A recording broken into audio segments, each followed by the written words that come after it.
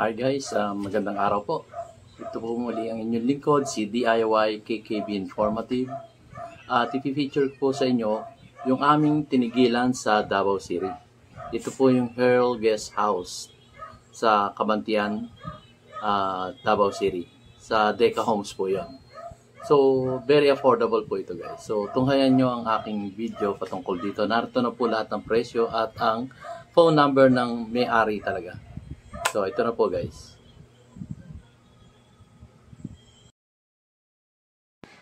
Hi guys, good afternoon. So, gusto ko i-feature sa inyong tinigilan naming guest house dito sa Davao City. Ay, kinakakulan ako ng aso. Dito sa Davao City. So, ito pakikita ko sa inyo yung guest house, Herel Guest House dito sa Kabantian, Davao City. Malapit lang siya sa airport actually. It's around 5 kilometers from the airport. So, ang naging pamasahe lang namin is 110 from the airport going here to Herel Guest House. Maganda siya. Third floor siya. First, second, third floor. So, maraming available rooms dito that you can choose. Usapin natin mamaya yung nasa desk room, sa information desk. Ito siya. So, pwede kayong magtambay dito sa meron siyang pinaka-balcony rito sa terrace siya. Ito, sa gilid. So, near siya sa basketball court. So, ang daling hanapin. Basta sinabi mo lang sa taxi driver na dito kami sa Deca Homes. Deca Homes dito sa Kabantian, Herel Guest House. So makikita, madaling hanapin to. So ayan ang mga may terrace sa gilid. Pwede kayong tumambay dyan. So sa gitna, so iba't ibang klase ng rooms ang mga rates dito. Pero yung nakuha namin is 500 per day. Diba? Budget na. Pakikita ko rin sa inyo sa loob ko ano yung itsura ng room. Malinis naman siya, malinis talaga. So, kung gusto niyo rin mag-breakfast, parang 50 pesos ang breakfast nila each. Dito kayo kakain. Ito yung kanilang kainan dito.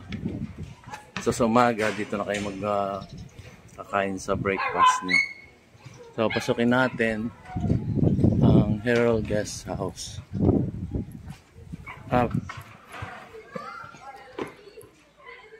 Hi sir, good afternoon. Ay, may ilaw tayo. Parang, okay, maliwanag na. So, good afternoon po. Tatanungin ko lang kung magkano yung room rates nyo dito. Single standard room, 550. Superior twin bed, 700. Okay. Deluxe room, 800. Okay. Extra person, 150. Amenities, air condition rooms, and hot and cold water, cable TV, free Wi-Fi with complimentary breakfast. Okay, so yung standard room nyo, magkano yung 550? Yes. So ilang person po yun? Good for 2. Good for 2. Yes. Then the next room natin, yung how much is that? Superior twin bed, 700. Good for 3. Good for 3 persons. Tapos pag mag-a-add sila is how much? Pag halimbawa, good for 3, gusto magdagdag? 150. 150 each person. Yes. So pwede yun sa, doon sa 750 na magdadagdag sila ng isang, okay. Dalawa na siya Oo. sa bed, tapos sa rate. Tapos yung isa sumunod 950, tama ba? Yung isa lagyan ng ng extra bed sa baba. Okay. So balit 3. Deluxe room is 800. 4 packs. Okay. Yes. Lagi pwede siya na lagyan ng extra pong. Pwede mo ring bisayain, sir. Oo, pwede rin bisayain kasi marami tayong viewers na Bisaya. Ayun. So, pwede, akit na ako sa taas at titignan ko na. Sige. Sir, anong pangalan niya pagka pinuntahan sila dito? Mario po. Si Sir Mario, puntahan na dito. Mamaya ipopost ko o sasabihin ko yung phone number ni Miss Elsa at nabigyan naman niya ako ng go signal para ibigay yung phone number niya. Pero dito sir, ano ang phone number niyo Ito dito? lang sir. 0932-871-9063. Okay, so yun nga, kung narinig niyo yung cellphone number, lista nyo na lang. Napaka-affordable dito guys.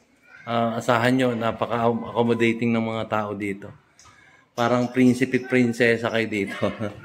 So ito, akyatin na natin. Ito yung kanilang receiving area.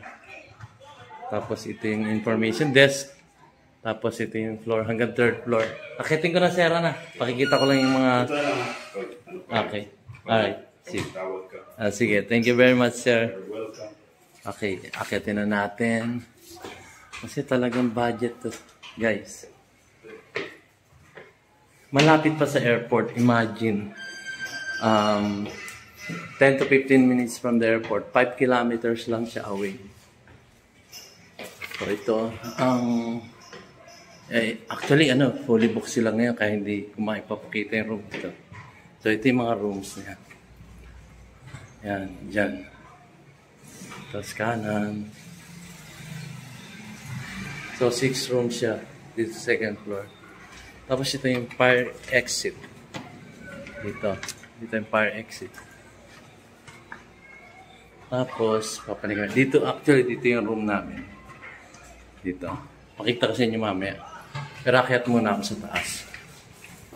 So that you can see the third floor. We're here on the second floor. So sa second floor, meron siyang 1, 2, 3. Bilangin na uli. So this second floor. 1, 2, 3, 4, 5. 5 rooms dito second floor. So we'll be going up to the third floor. So yun ang mga prices niya. 550, 750, 850. Imagine mo, family room, 850. Tapos mag-additional ka lang ng 50 pesos per person para sa food mo. Each person, 50 pesos sa breakfast. So dito na tayo sa third floor. As usual, ito yung fire exit. Ayan, dyan. Tapos ang room nila sa third floor. 1, 2, 3, 4, 5 din. Siyempre, iba-ibang room, iba-ibang rates niyan. May malaki, may maliit. Doon na nga, depende sa kukunin niya sa 550, 750, tsaka 850. Dito naman tayo sa rooftop. Let me check. Kung sakali mang gusto nyong magsampay, meron din pala dito. Sir, good afternoon. Ayun. Dito pala sila. Dito pala tambayan nyo, sir. Vlog ko lang kasi nagtaalam na kay Miss Elsa. Kung mo sasampay ka, pwede rin pala dito. Pag tatagal kayo dito ng a week or a month, depende sa inyo. Ito, rooftop na to. Pwede rin kayo tumambay rito for sightseeing, ganun. Para kitang-kita nyo yung... Aray ko! May aso pala rito. Hindi ako kumakain ng aso, ha. Ayun. Dito. Ayan, ang basketball court near. Tapos ito, church ng Catholic kayo. Itong blue na roof na to, church siya. Basketball court. Ayan. May open court, tapos yun, covered court. Katabi lang siya. Dito yan sa Deca Homes. Kabantian. Davao City. Ganda rito. Pag mapapahangin ka, overlooking. Ayan, ikot ko kaya. Ayan. Ayan. Ito yata sa mga employee na itong rooftop. Ayan. Ayan. So, ayan guys. Oh, ito, nasa rooftop ako actually. Ay, hindi po ako kumakain ng aso. Sorry. Ayun, galit na. Hindi ako kilala ng aso. So, ayan. Ay, ilalagyan ng tangke yan, sir? Ah, okay. Ayan, ginagawa yun sa ano. Para mas lumakas yung tubig. Ito, ilalagyan ng tangke. Stainless. Yun. Dito naman, overlooking din. Makikita mo yung mga ano. Teka homes. Ayan ang Teka homes. Kabuuan ng Teka homes. Ayan. Teka homes, Kabantian. Overlooking. Ayan. So, bababa na ako second floor. Pakikita ko na sa inyo yung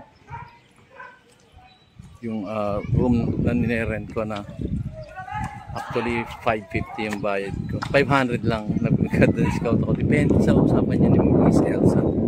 Pag tinawagan niya sa bibigay ko naman yung phone number niya para makakuha kayo ng discount. If ever maisipan yung mag-budget rooms. Kasi ano parang hotel na rin siya. So, siguro i-rate ko siya kung budget na hinahanap nyo. I-rate ko siya ng 5 star sa budget hotel. Pero kung i-compare mo naman sa big hotel, syempre hindi naman siya hindi siya comparable sa budget kasi ito very budget, affordable. Sige, paano tayo guys? Bago nga pala tayo bumaba, pakikiusapan ko na lang kayong mag-like at mag-subscribe na rin kayo para naman inspirasyon ko every time na gagawa uli ako ng bagong vlog para sipagin ba. So makita ko lang kayo nag-subscribe, masaya na ako doon. At sisipagin pa akong makapag-create ng videos, informative videos para sa inyo. Yung mga prices na pinupuntahan ko, mga places, at gaya nito tinitigilan namin na guest house. Nahanap ko pa to. Talagang pinagtyaga akong hanapin. Although siguro hindi siya sikat pa, pero kung naghahanap kayo ng affordable, so please subscribe to my channel, Olivet Travel, PWD Vlog. At tanong niya, bakit PWD? Sir, PWD na po kasi ko sa mata, visually impaired. Okay, baba na po tayo. Pakita ko sa inyo yung room natin. From the rooftop going to the 3rd floor. So, we're going to the 3rd floor. Tig-5 room pala siya. So, sa 3rd floor, meron siyang 5 room din. Yan. Ang ganda. Actually, ito pinili ko kaya lang wala nang lugar. So, mag-call na lang kay Miss Elsa in advance para ma-reserve yung preferable room ninyo. So I'm almost here on the 2nd floor.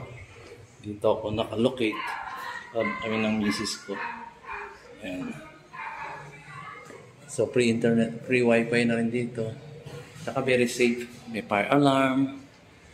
May ayan. Dito sa room namin.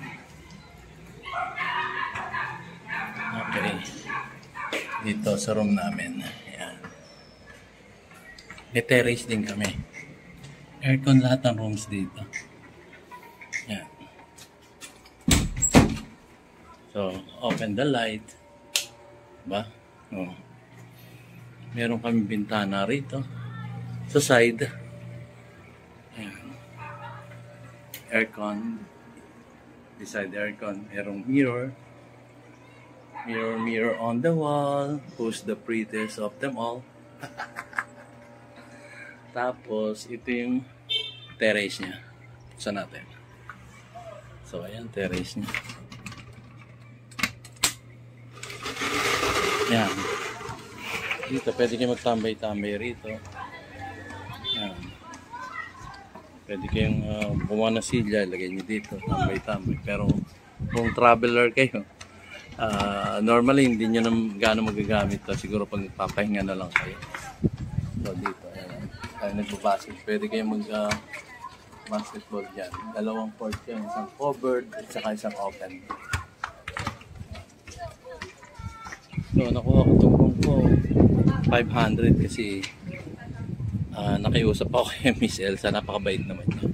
So, 500 yung rooms namin na ito. Ayan, tambay-tambay rito. Ito again, ito yung church niya. Church for Catholic. Ayan, pasok ulit tayo. Ayan ang bed. Tulog pa yung misis ko. May TV. Normally, hindi mo magagamit yan kung nagtatravel ka dito sa Davao City. Let's close the sliding door. Ayan. Ay, naipit yung cortina. Ayan. So, ito yung CR niya. CR niya may bowl, may ito, hot and cold. Ikaw na mag-adjust ng temperature kung ano, yung pinakamainit, ganon. So, yung adjustable naman. Okay, let's go to the front window. So, ito yung front window niya. Very nice. Ito yung front window. Second floor. Ayan. Very talaga. Sarap dito. Okay, close natin yung window. Ay, bigat. Bigat. So, ayan. Napakita ko na sa inyo guys. Yung room namin, which is 500.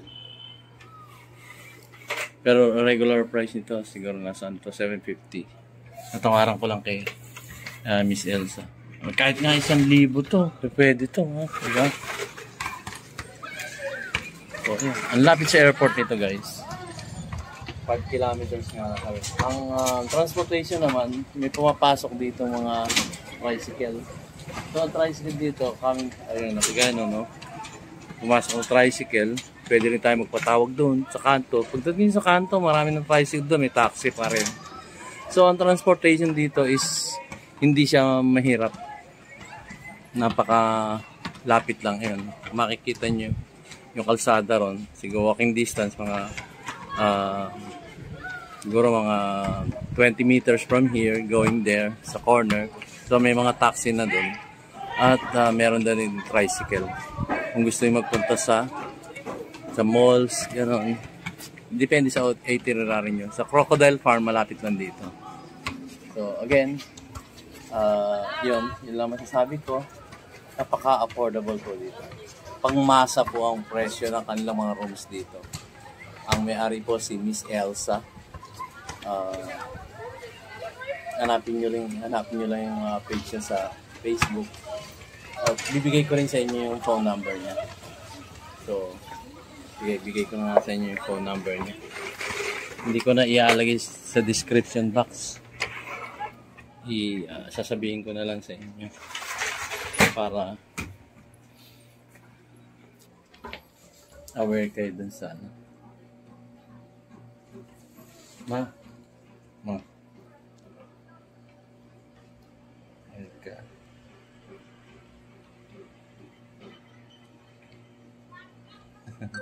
Dali ha. Tingnan ko para actual na. Ibigay ko sa inyo yung phone number ni Miss Elsa. Saglit lang guys. Okay, ang phone number ni Miss Elsa is 0909 1268 1268 802. 802. Ayun, guys. So, kung hindi nyo narinig na gusto, i-rewind nyo lang. Makaka-capture nyo kung ano yung phone number ni Miss Elsa. Look for Miss Elsa. Thank you very much, guys. Please subscribe on my YouTube channel, Olibet Travel PWD Vlog. Thank you.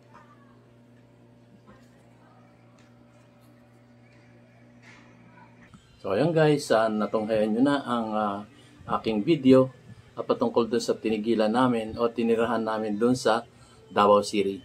yung Herald Guest House sa Kabantian Deck Homes. So, yun po guys, napaka-affordable po nun. Kung mapapasyal kayo sa Davao City, hanapin nyo lang si Miss Elsa.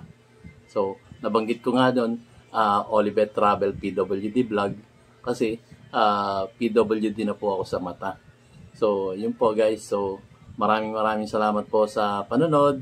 At sa muli-muli, sinasabi ni DIY KKB Informative, keep safe, God bless, and you have a great day. Sheshe, arigato. Thank you very much po sa lahat. See you on my next vlog guys.